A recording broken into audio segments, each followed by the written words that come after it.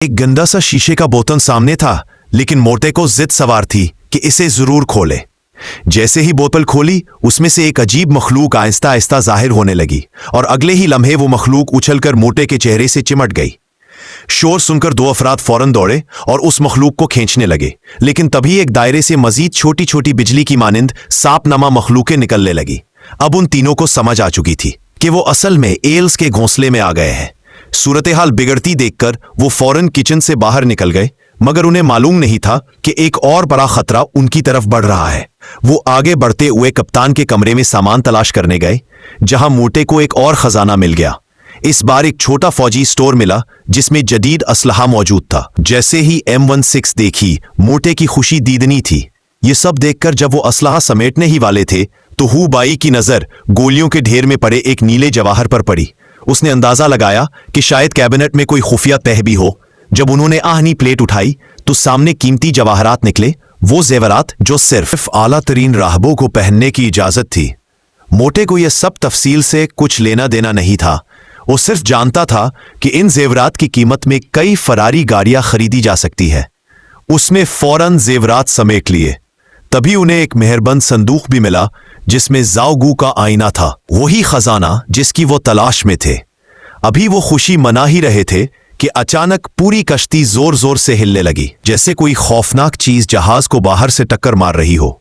मोटी स्टील की 5 मीटर मोटी प्लेटें भी मरोड़ने लगी। वे तीनों जल्दी से बाहर भागे, मगर एक और कैबिन में फंस गए। उन्होंने पीछे का दरवाजा भारी चीजों से बंद कर दिया ताकि हुबई कोई हल निकाल सके, लेकिन तभी एक देवाहिकल ऑक्टोपस छत से टपक पड़ा और उनका रास्ता रोक लिया। अब यहां से निकलना नामुमकिन लग रहा था, मगर वो तीनों ऑक्टोपस से बड़ा रास्ता टकरा गए। बदकिस्मती से ये सिर्फ एक बाजू था और 8 बाजुओं वाले इस देव के सामने उनकी कोई हैसियत ना थी। हुबाई ने ऑक्टोपस की तवज्जो हटाने की कोशिश की, जबकि मोटे और गुकाई ने लकड़ी के पीछे से निकलने की कोशिश की, लेकिन वो फौरन पकड़े गए। मोटे को ऑक्टोपस ने चखना शुरू कर दिया, जिससे वो तेजाब उगलने लगा। शदीद खतरे के लम्हे उसने एक छड़ी निकाली और ऑक्टोपस को चीर दिया, जिससे कुछ वक्त के लिए छूट मिला।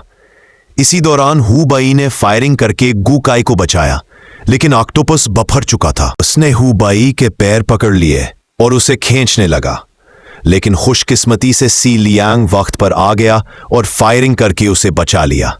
जब सब लोग बाहर निकलने लगे तो फैटी ने महसूस किया कि खजाने का आईना समंदर में गिरा है। वो शक में पड़ गया कि क्या वाकई वो ऑक्टोपस के साथ गिरा या कुछ और हुआ, लेकिन हुबई ने यह सब पीछे छोड़कर बचने की हिकमत अमली अपनाई। फिर वो सब एक धमाका खेज तरीके से ऑक्टोपस को खत्म करते हैं। तेल से भरे पानी में गोलियां मारी जाती हैं और एक जबरदस्त धमाका उसे जलाकर राख कर देता है, लेकिन शोर इतना ज्यादा होता है कि समंदर की छत गिरने लगती है। उनके पास भागने के लिए वक्त बहुत कम होता है। पानी का एक तेज बहाव उन्हें खींच कर ले जाता है और जब सब दोबारा इकट्ठे होते हैं तो रुआन हे की मौत हो चुकी होती है।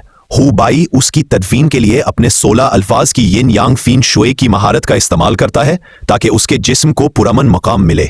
तदफीन के दौरान वो एक खास लकड़ी और सीढ़ी की मदद से एक ताबूत तलाश करते हैं, लेकिन ताबूत खोलने पर मालूम होता है कि इसमें इंसानी खाल मौजूद है, जिसे देखते ही मिंग शू घुटनों के बल गिरकर सजदे में चला जाता है।